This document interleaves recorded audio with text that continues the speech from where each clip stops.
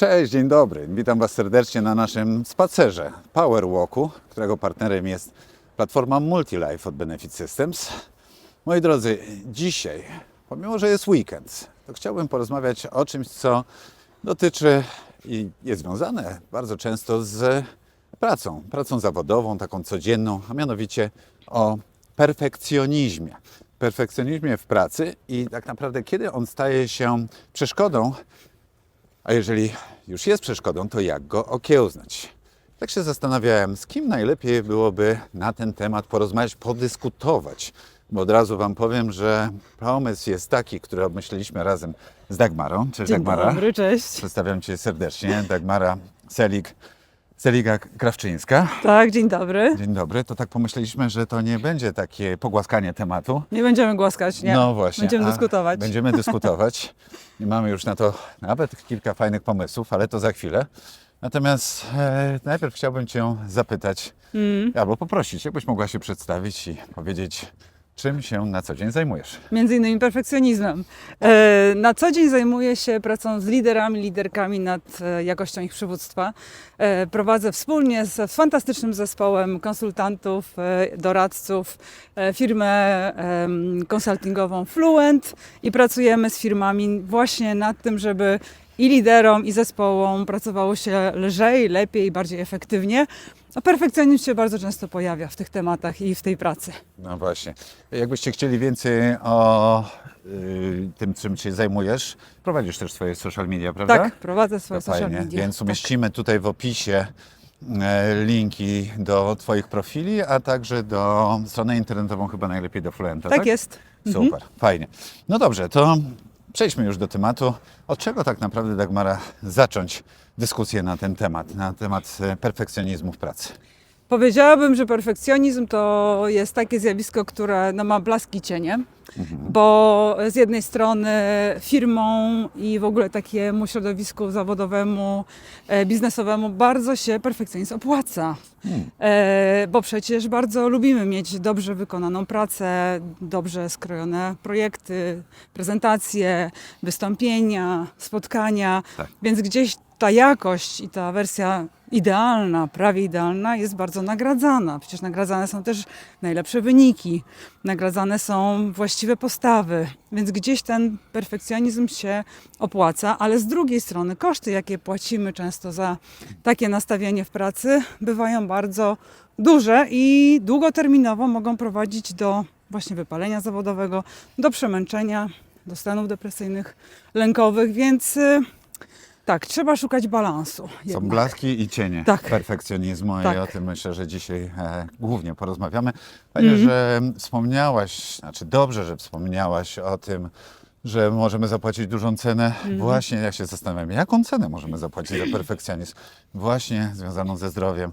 A my w Powerwalkach głównie skupiamy się na zdrowiu fizycznym, psychicznym Tak.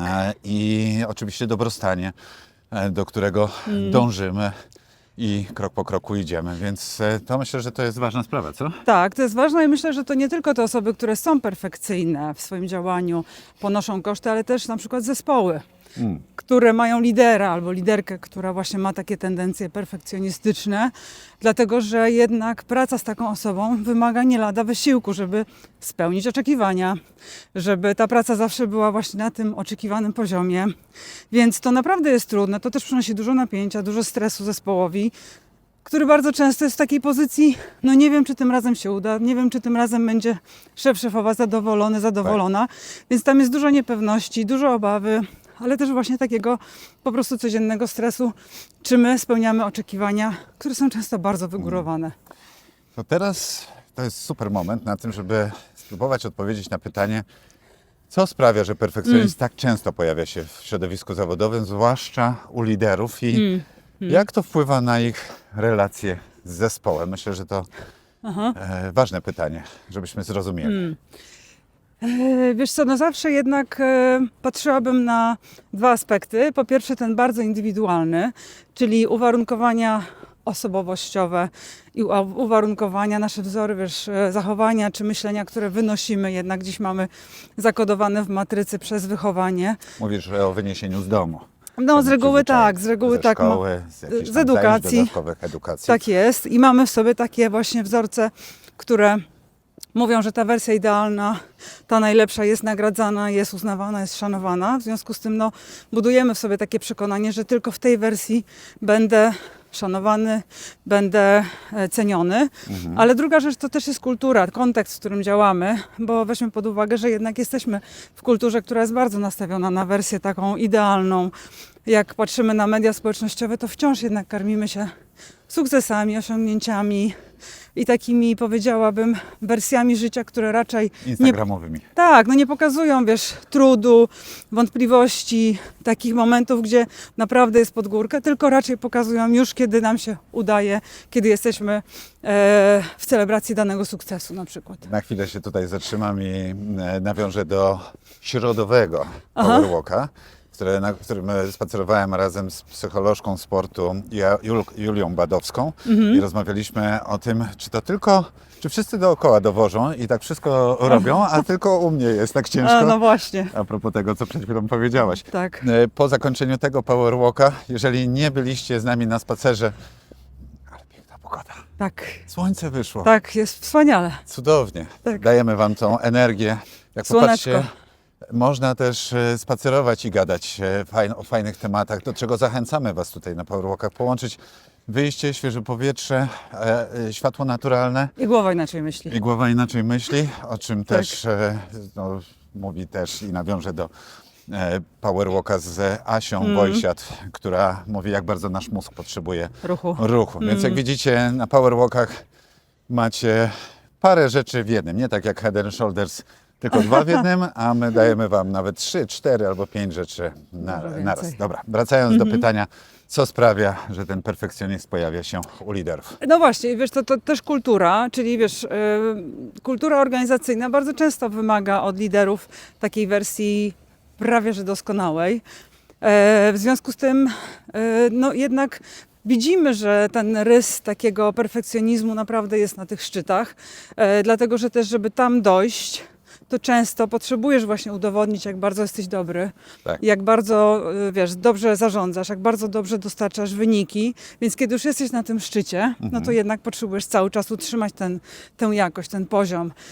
I w związku z tym naprawdę na tych szczytach jest samotnie, dlatego że tam nie ma miejsca, nie ma przestrzeni, żeby mówić o właśnie tym, jak bardzo jest trudno, jak bardzo potrzebujemy pomocy, jak bardzo jest nam czasami źle z ilością rzeczy, które sobie nakładamy, bo przecież perfekcjoniści to są osoby, które nie dosyć, że bardzo wysoko ustawiają sobie poprzeczkę, Tak. to jeszcze mają problem z mówieniem nie, to mają problem w ogóle z delegowaniem, z oddawaniem, dlatego że to dla nich oznacza no, pokazanie słabości, oznacza, że przyznaje się, że jednak nie dam rady, czegoś nie potrafię albo potrzebuję pomocy, co jest dla perfekcjonisty raczej no, okazaniem właśnie tego momentu, takiej ludzkiej twarzy, na którą sobie często nie pozwalają. I tak jak rozmawialiśmy, to wiesz, u podłoża, podstawy perfekcjonizmu jednak jest wstyd. Wiesz, taki wstyd, który wynika z tego, jak bardzo nie chcę pokazywać tej wersji tej ludzkiej, Tak. bo tylko ta idealna jest nagradzana, ta idealna jest szanowana.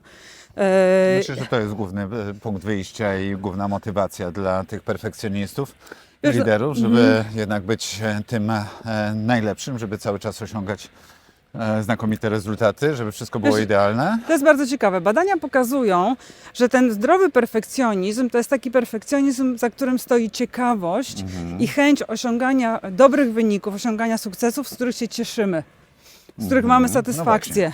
A ten negatywny, ten niezdrowy perfekcjonizm, Tak. za nim stoi motywacja w postaci lęku przed porażką. Lęku przed tym, że ktoś mnie oceni, jak bardzo jestem słaby, jak bardzo się nie nadaje. Ale super rzecz powiedziałaś i bardzo się cieszę, że to wybrzmiało, ponieważ ja teraz nakładam to na siebie, na swój właśnie. sposób działania, który też czasami się łapie i mówię, Boże drogi, jak ja cisnę, jak ja wiele rzeczy oczekuję. I ostatnio, kiedy z Dorotą, moją trenerką mentalną, przepracowywaliśmy, ona jest moją trenerką od życia, od spraw biznesowych, niesportowych. Przepracowaliśmy mojego galupa. To Okej. 4. moim najmocniejszym talentem jest, uwaga, poważanie w oczach innych. A. I ja mówię, o Boże, jaki wstyd. Co, ja to wszystko robię po to, żeby oklaski zbierać i wiesz, co chwila potrzebuję, wiesz, żeby Potwierdzenia, tutaj, tak, uznania. potwierdzenia, żeby zdjęcie sobie ze mną zrobili, żeby autograf dać, żeby ktoś mnie pochwalił. A tu się okazuje, że to nie do końca jest tak, bo ja to poważanie to uznaję w czymś innym. Dla mnie poważanie jest to, że ja dowiozę znakomity wynik i on zostanie, ten wynik, nie ja, Zauważony. ten wynik zostanie nauważony. Aha. To jest mistrzostwo świata, to jest zrobienie projektu chociażby biznesowego albo w ogóle firmy, marki na najwyższym poziomie. Tak. Ja dlatego cisnę do tej perfekcji wszystko, co robię w ciągu dnia, żeby efekt był. Tak. I on był dopiero poważany. A nie, ja to tam jestem przy okazji, bo i tak zbyt krytycznie podchodzę do swojego działania. Aha. Jak to wytłumaczyć? Wiesz co, znaczy to jest całkowicie zdrowe, że my mamy ambicje, mamy cele, że sobie je zakładamy i chcemy osiągać więcej, osiągać bardziej, osiągać właśnie lepsze wyniki, rezultaty. Tylko zawsze jest pytanie, gdzie jest jakaś granica i czy to, że osiągamy, daje nam rzeczywiście satysfakcję. Czy potrafimy się z tego cieszyć, czy my potrafimy się zatrzymać i zauważyć, wow, osiągnąłem to, zrobiłem to. Tak. To jest efekt mojej pracy, moich zdolności, moich... I zespołu. Tak jest, jak mamy zespół, to jak najbardziej, że to jest jednak efekt moich talentów, moich umiejętności, bo często jest tak, że perfekcjoniści w ogóle nie czują, że to jest efekt ich talentów, Tak. że stoi za tym ich inteligencja, kompetencje, tylko przede wszystkim ciężka praca. Taka wiesz, po prostu muszę na maksa siedzieć, ślęczeć, pracować, zapracowywać się, Tak. żeby te efekty były osiągnięte. Ale też trzeba powiedzieć, że są takie obszary, zawody, w których my potrzebujemy perfekcjonistów. No bo na przykład wyobraźmy sobie lekarza, chirurga, który nie ma tendencji perfekcjonistycznych. O Boże. No raczej nie chciałabym leżeć na stole, żeby taki właśnie ktoś, kto nie dąży do perfekcji, mnie operował. Fajny przykład podałaś, bez dwóch zdań. No nie wiem, osoby, które pracują na przykład, Pilot samolotu. dokładnie, albo Dokładnie, osoby, które pilotka. wiesz, pracują w audytach, w księgowości. To są osoby, które potrzebują być bardzo precyzyjne, nastawione na szczegóły. Tylko to wszystko tak naprawdę sprowadza się do tego, kiedy ja wiem, że to jest okej. Kiedy ja sobie ustawiam tą poprzeczkę, że to już jest spoko, tu mi się podoba, to ja się czuję z tym fantastycznie. I u perfekcjonistów trochę trudno z tą poprzeczką. To znaczy, że oni mają tak ją ustawioną wysoko, że jest bardzo trudno im ją do niej doskoczyć, osiągnąć te wyniki. W związku z tym oni ciągle mają poczucie frustracji, złości, ciągle mają właśnie lęk przed tym, że ktoś zobaczy, jak bardzo się nie nadają, więc jeszcze bardziej cisną. I to jest takie trochę zaklęte... Może być niezdrowe, No, maksa. szczególnie Na dla maksa. zespołu. Tak, bardzo. Ja przytoczę tutaj przykład pewien z życia wzięty, mojego życia wzięty, bo sam się na tym wczoraj złapałem, ale to jest pewna też ideologia, bo mój zespół już o tym wie, więc, ale powiem to. Mieliśmy wczoraj odprawę, jeden z takich naszych cotygodniowych meetingów. Ja to nazywam briefingami, ale tak naprawdę omawiamy poszczególne Tak. działania, zadania i cele, strategie. No i ja jestem przyzwyczajony do tego, wyniosłem to głównie ze sportu, ale też i z domu, bo mój tata jest nauczycielem akademickim i on zawsze jest przygotowany do zajęć. No tak. To ja, zanim się rozpocznie spotkanie, patrzę na agendę i to nie 5 minut przed, tylko zazwyczaj poprzedniego dnia i tak naprawdę każdy z tematów, nawet jeżeli nie jest mój, to ja mam przemyślany, zastanawiany, poszukam wcześniej informacji, Okej. tych zagadnień, pewnych rozwiązań i jak się zaczyna spotkanie, to ja to the point. Natomiast uczestniczyłem w dziesiątkach, setkach spotkań, które wyglądają tak. Jest jakiś temat, no to pogadajmy, to się zastanówmy. I gadanie dookoła, czas upływa. Wiesz, mamy przeznaczone na takie spotkanie godzinę, a później się robią z tego 2 godziny. Ja się bardzo cieszę, bo wczoraj mieliśmy takie spotkanie, które trwało 45 minut. Krótko i Szybciej konkretnie. skończyliśmy. Krótko, konkretnie. Nie było pustych przelotów. Oczywiście były w pewnym sensie fajnie, bo pojawiły się też pytania i challenge'owanie i tak dalej, ale no to jest dla mnie perfekcyjne spotkanie. Wtedy, kiedy no, przede wszystkim z szacunku dla czasu, ale przede wszystkim efektywności idziemy do przodu. Nie wszyscy dobrze to odbierają. Okej. Wiesz co, no i to jest bardzo ciekawe. Ja nie wiem, czy to jest perfekcyjne. Może dla ciebie. Ja bym powiedziała, że to jest całkowicie naturalne, że masz takie oczekiwanie, że jak, wiesz, ten czas jest jednak cenny. Jak coś robimy, to robimy to dobrze. Robimy to dobrze. Jak najlepiej. Tak, i to jest oczekiwanie, że po pierwsze ten czas już wykorzystajmy na maksa, wykorzystajmy go dobrze. No i jeżeli, wiesz, są dobrze wypowiedziane te oczekiwania i macie dogadane to, co konkretnie od siebie nawzajem oczekujecie, Tak. to ja bym nie wiedziała, że to jest coś perfekcyjnego. Gdybyś powiedział, słuchajcie, miałem taką wizję na to spotkanie i niestety ta wizja się nie zrealizowała, bo nie wiem, no, w 30% tylko spełniliśmy tę agendę i czuję naprawdę brak satysfakcji, jestem wkurzony, jestem zły, no to wtedy można powiedzieć, że coś tam się włącza ci takiego perfekcyjnego. Ale jeżeli, wiesz, masz poczucie, że wykorzystaliście ten czas i jest w porządku i wychodzicie z takim przekonaniem, że macie dogadane tematy Tak. i ty nie czujesz takiej, wiesz, jakiejś frustry, że o Jezu, to spotkanie było beznadziejne, no to nie jest perfekcjonizm, wiesz? To może ty tak czujesz, że tak jakoś za bardzo ciśniesz, Tak. ale to jest chyba bardziej o twoich oczekiwaniach, które trzeba po prostu wypowiedzieć i skomunikować i ustalić sobie z zespołem, wiesz? No właśnie, i to ja widzę, że to jest takie pewne rozwiązanie, może dla innych też to będzie Dokładnie. wskazówką, bo po to o tym rozmawiamy, że możemy dać jakąś inspirację dla innych, że w momencie, kiedy Myślę, tam że możemy, prawo, w lewo, możemy dobrze, tak. okej, fajnie. Możemy porozmawiać o tym. To możemy i Tak. warto porozmawiać, bo w momencie, kiedy jako lider ja powiedziałem i dałem też przykład innym, bo to jedno to jest powiedzenie jako lider, a później robię nieco innego. Tak. Jak wymagasz od wszystkich punktualności, a Staram się spóźnić. później, właśnie, no to bez sensu, to nie zadziała. Ale w momencie, kiedy ja pokazuję, że jestem dobrze przygotowany Tak. i mówię, no właśnie, słuchajcie, to jest dobry kierunek, nie uważacie? Popatrzmy, przyjrzyjmy się temu i ja chciałbym tak naprawdę, no w pewnym sensie wymagam tego też od zespołu innego, żebyśmy tak samo zrobili. Czy możecie? To rozumiem, że taka dyskusja Jest może... jak najbardziej wskazana. No, I ona może dużo pomóc, wiesz, bo powiedzenie, jakie są moje oczekiwania i nawet powiedzenie, słuchajcie, mam takie kurcze jednak ciągoty do tego perfekcjonizmu. No właśnie, to już, przyznanie się. tak, to już Tak. pomagają zespołowi, bo zespół przynajmniej wie, że mogą być takie momenty, gdzie ten szef, szefowa będzie cisnąć albo będzie wymagał za dużo. I to też są te momenty, które naprawdę pomagają, jeśli my sobie wyjaśnimy, jakie mamy konkretnie wobec siebie oczekiwania. I myślę też, że w ogóle to, co można by robić, żeby i liderom, i w ogóle zespołom było lżej, to naprawdę poprzyglądać się, jak tam w kulturze organizacyjnej mamy poustawiane właśnie, powiedziałabym, standardy w ogóle działania, standardy, wiesz, które są nagradzane, które są wzmacniane, bo jeżeli my rzeczywiście cały czas słyszymy, że tylko ta wersja najlepsza i się liczy i za nią właśnie dostajemy nagrody i one, wiesz, są gdzieś tam na forum nagradzane, co więcej, nie ma w ogóle przestrzeni na to, żeby mówić o słabościach, o błędach, o potknięciach, no to rzeczywiście będzie bardzo trudno jakoś poradzić sobie z tym perfekcjonizmem i choćby, nie wiem, osoba jak bardzo sama, indywidualnie pracowała nad tym, Tak. to jak wchodzi do takiej kultury, no to niestety, wiesz, wracają te stare schematy i wracają te stare utarte jakby nawyki, bo po prostu otoczenie tego od ciebie oczekuje. Widzisz te schody przed nami? Tak, Jesteś gotowa? jestem. Najwyżej dobrze. się zasapię. To jest jak najbardziej zdrowe. Patrzcie, co mamy zaraz przed sobą. Tak. Idziemy razem? Zabieramy Was. Idziemy. Teraz pod górę.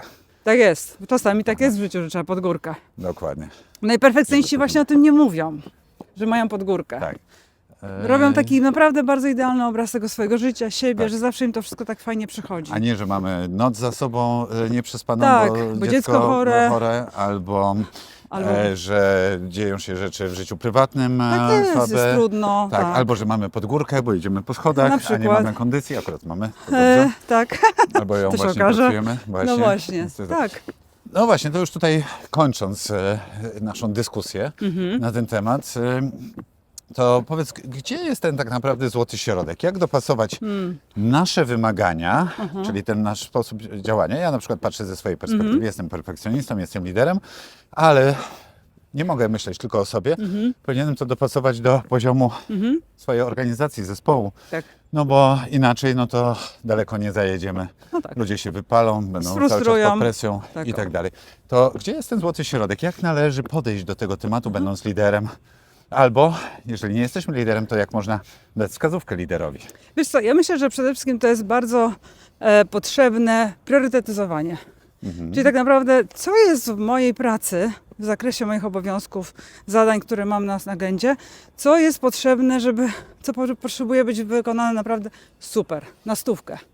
No nie? Bo to nie wszystko musi być w takiej perfekcji, w takiej precyzji.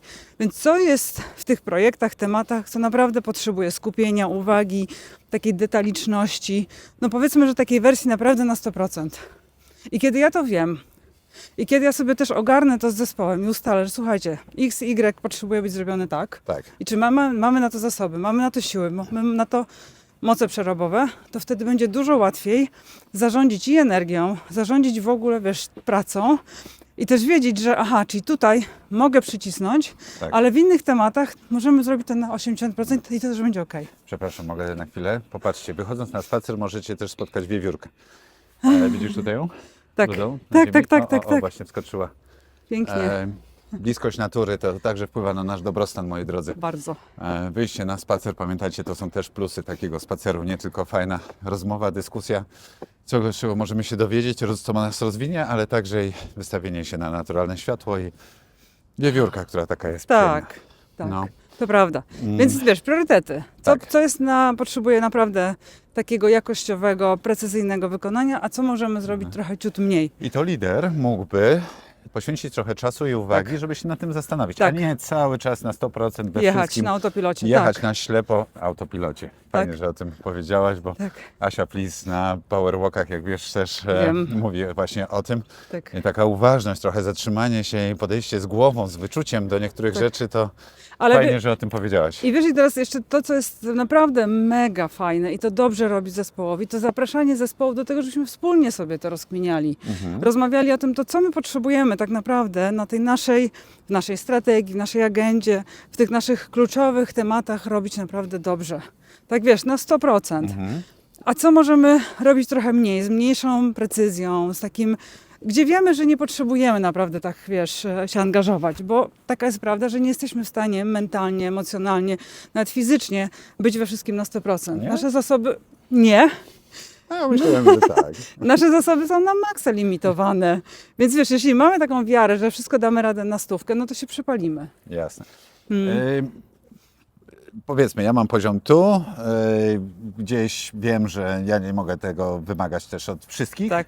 Mówię o tym perfekcjonizmie, ale powiedzmy, jestem perfekcjonistą. Czy odsłonię cię, bo słońce fajnie. Aha. Cześć Mateusz. Cześć, dzień dobry. Co za głos? Ale proszę, jak miło spotkanie. Cześć, cześć. Po latach. Jak my się dawno nie widzieliśmy. A? W parku nawet są Tylko możliwe właśnie. fajne spotkania. To teraz to, o czym Poziomy. ja mówiłem. Że tu? Tak, tutaj jest mój poziom, mój perfekcjonizm. Tu jest powiedzmy poziom organizacji. Tak. Nie chcę mówić ludzi, zespołu, ale organizacji. Czy ja powinienem troszeczkę się, że tak powiem, dopasować i zniżyć, ale też troszeczkę podciągnąć w górę. Idziemy dalej? Tak, myślę, że to jest kwestia balansowania. Wiesz, jakby też nie chciałem mówić, że to teraz, ponieważ organizacja jest ciut niżej, kultura jakoś tak jest niżej, to my teraz musimy zniżać swój poziom. Poprzyglądałabym się. Wiesz, tutaj chyba warto poświęcić trochę uważność. Tak. Czyli tak naprawdę popatrzeć naokoło, zatrzymać się i popatrzeć właściwie, co tutaj się dzieje takiego. Okej. Co jest we mnie, że mnie cały czas ciśnie na taki poziom, a co jest w organizacji, że organizacja jest gdzie indziej. Tak.